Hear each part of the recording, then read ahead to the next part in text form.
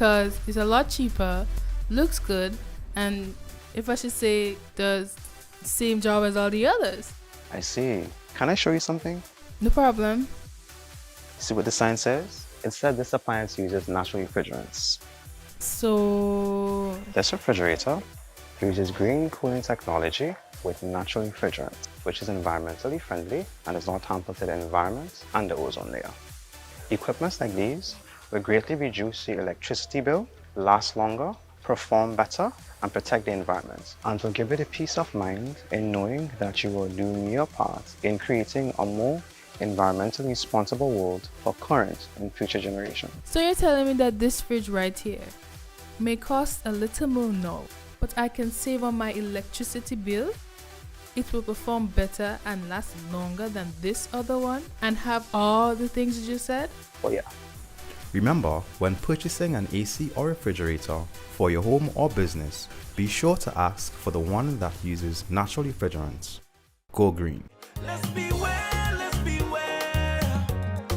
Cooling, going green, you hear? So the ozone layer won't disappear. So let's go green, using natural refrigerants, let's go green. With the details to the news for Tuesday, October 18th, 2022, I am Christian Mitchell. The rehabilitation of the Molyneux Landslip project has officially begun. On Tuesday, a groundbreaking ceremony was held, signaling the start of construction after some delays due to issues that had to be addressed by the current government before moving forward. Boots are on the ground with contractor Avanish Dabade of Construction and Industrial Equipment. He assures the public that work will be done with the highest standards using modern and civil engineering technology. So far, 20 community members have been hired to work on the project, and they will benefit from specialized training on the job. We'll assure that entire this project will work in terms of all the parameters guided by the Western Engineering for the quality and the safety. Will work under their guidance. And as this project is a more technical project, we'll ensure to be on all the marks, and we give all the best quality what is desirable for this project. And on the timeline part, we'll assure you we'll complete this project within the timeline. And currently for the local, all the staff and everybody, currently we are deputed around 20 people from the local area, and major supervision also we are taking from locally.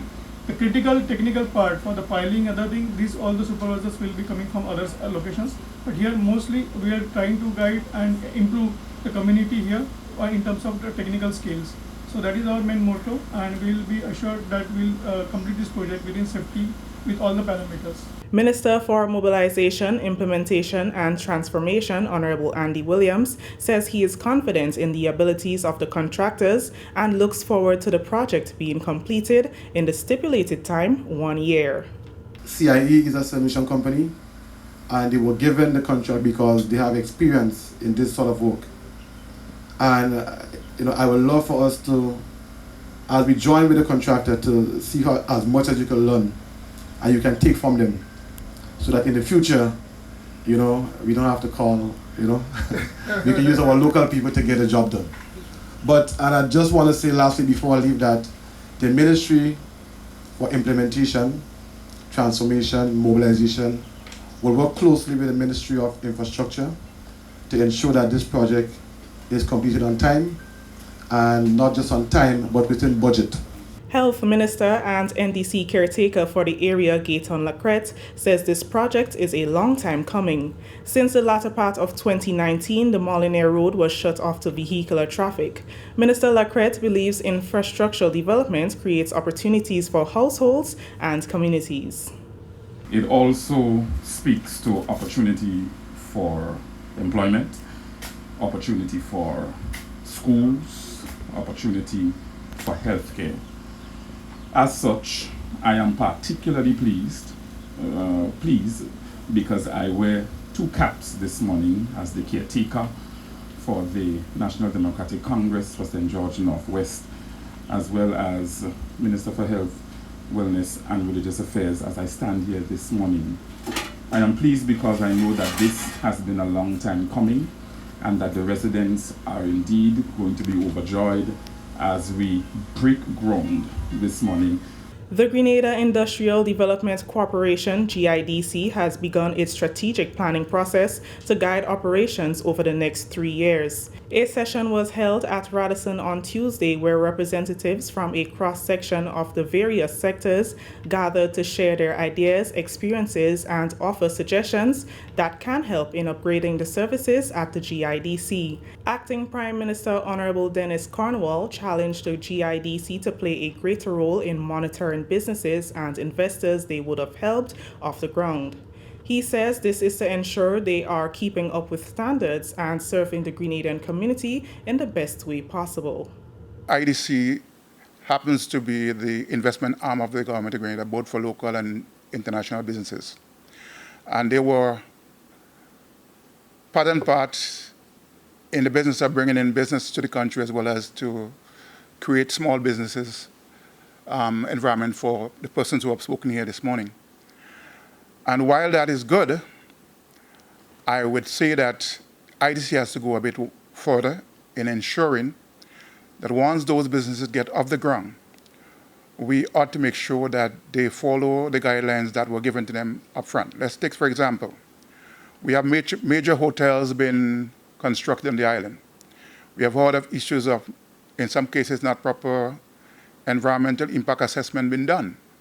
So we have to ensure that once those projects are being scrutinized, that we ensure that every aspect of the approval should be taken on board and be followed up by IDC to ensure that at the end of the day, we are adding value to our communities. Newly appointed Chairman Rodney George says the GIDC has been acting as a guide and helping hand for small and micro businesses over the years and will ensure this continues on an even larger scale under its new strategic plan. I think there are a lot of budding entrepreneurs out there with fire in their bellies, and all they need is a push across the finish line, a helping hand. And I think that is one of the roles that GID should be playing, to empower these entrepreneurs. And I know the PM is very passionate about that, about assisting, micro and small businesses to get there, open their businesses, and contribute to the society.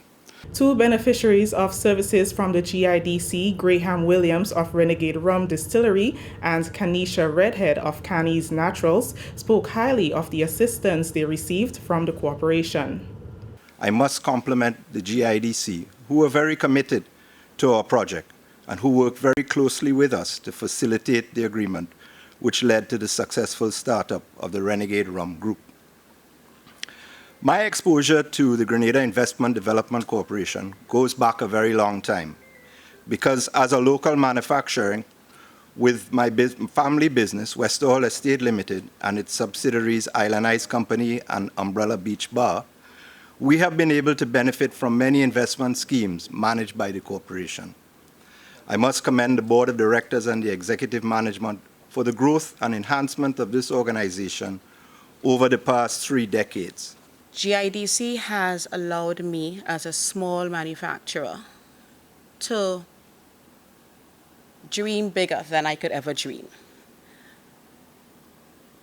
My goal eventually is to expand to the point where I can hire, especially young women. That has always been my dream, to not only teach them what I do, but to help them to understand that a job, it's not always that you have to work for someone. And that is what GIDC has done for me. Consultant Cheryl Mathis has been working with the GIDC to prepare the strategic document. I think there's a few things that the GIDC is looking to do. They've got a mandate with a new government and with a new board in order to focus very clearly on a few key areas and make sure that those priorities are managed appropriately. I think that the reason you're seeing so many stakeholders in the room is that it's really about ensuring that the one-stop shop idea gets built out and aligned so that people who are coming here to invest or people who are looking to grow businesses here locally can do that with the least friction in their process as they try to move forward. And so that's, I think, going to be a big part of the conversation today. Prime Minister the Honourable Deacon Mitchell leaves the country today to attend the 72nd meeting of the OECS Authority in Little Bay, Montserrat. The meeting, scheduled from October 19 to 20th, will be held under the chairmanship of Honourable Joseph Farrell, Premier of Montserrat. Prime Minister Mitchell will return on October 21, 2022. Minister for Infrastructure and Physical Development, Public Utilities, Civil Aviation and Transportation, the Honourable Dennis Cornwall, has been appointed Acting Prime Minister in the absence of Prime Minister Mitchell. This is a national report. The news will continue after the break. Prepare for hurricane. Prepare for hurricane. Make sure you have your radio and your batteries too. Waterproof flashlight candles will do. Tin stuff, garbage bag, first aid kit. Come on people, make sure you have it. Clean water in a container and a hurricane plan. Hear me no man. Hurricane damage is beyond your control. Surviving the aftermath is up to you. Have a hurricane plan. It can save your life and your family too. Prepare for hurricane. Your hair, prepare for hurricane. The United States Agency for International Development and the Organization of Eastern Caribbean States Commission has signed an agreement which is expected to strengthen juvenile justice systems for youth in the Eastern Caribbean. The partnership, called Opportunities to Advance and Support Youth for Success Program, OASIS, is a 4-year, $5.3 million award that will be implemented by the OECS. It is focused on strengthening juvenile justice systems in 6 independent member states of the OECS, which includes Grenada, St. Lucia, Antigua and Barbuda, St. Kitts and Nevis, the Commonwealth of Dominica, and St. Vincent and the Grenadines. The project will directly benefit youth in conflict with the law. A virtual signing ceremony was held on Monday between USAID Representative David Billings and Dr. Carleen Radix, head of the Human and Social Division, OECS. During the virtual ceremony, USAID Regional Representative David Billings explained the objectives. OASIS will help the St. Lucian justice system establish a well-coordinated and evidence-based diversion process to hold young offenders accountable for their actions, while shifting away from using court oversight and the threat of prison as a first resort. While the OASIS program targets at-risk youth, it also works with their families and communities to emphasize the importance of a strong support system in the reintegration process. For this reason, it is designed as a holistic approach, supporting efforts to strengthen existing and invest in new reform programs that provide skills development, psychosocial support, and family interventions for young people.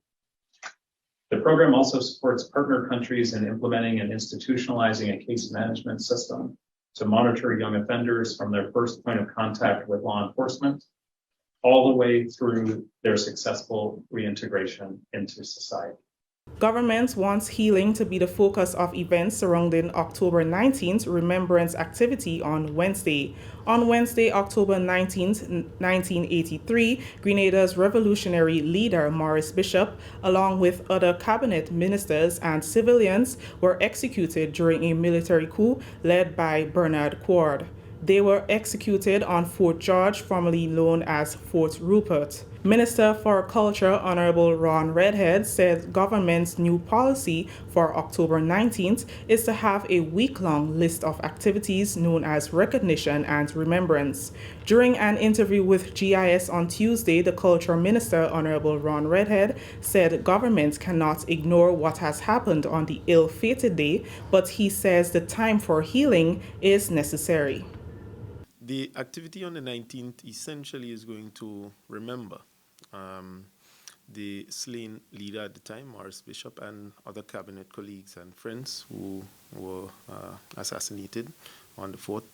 It speaks specific to understanding the role that we as government has to play in terms of healing the nation. I think for a long period, the history of the revolution and its demise has been a scourge on our history and is essentially preventing us from finding national unity. So the need to recognize that day and remember what occurred, but of course, as government, to play the leading role to bring us to the stage of healing is critical. So the event is going to mark that, and it fits into the week-long series of celebrations, or not celebrations in this instance, but recognition, remembrance that we would like to create going forward for the demise of the Grenada Revolution, understanding its importance in our history, and understanding that that period has passed. It is time that we shed skin, and as a nation, we begin the process of healing. Acting Prime Minister Honorable Dennis Cornwall will hoist a white flag at Fort George on October 19th. Minister Redhead spoke of the significance. It symbolizes coming out from the dark period, the peace that we want to promote, and the healing of the nation. So whereas black would symbolize mourning, but because we have mourned for so long, remember the bodies, they did not receive a proper burial. At least in this instance, government is interested in promoting the healing of the nation, the collective of all, not just the sides that were affected. So the white flag symbolizes that peace and healing that we want to promote. The Grenada national netball team continues to shine at the World Cup qualifiers in Jamaica.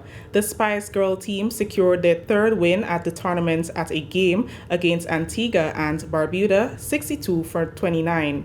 The team had a great game overall on Monday night, with Leticia Cato leading the pack with excellent shooting averages over the past 3 games. Grenada will be facing Trinidad and Tobago tonight at 7:15 local time. Both Trinidad and Grenada are unbeatable thus far, with 6 points each of their 3 games. Inter-sector netball tournament continues this evening at 6 p.m. Tantine Netball Complex. Grenada Union of Teachers faces SGU TAMCC combined.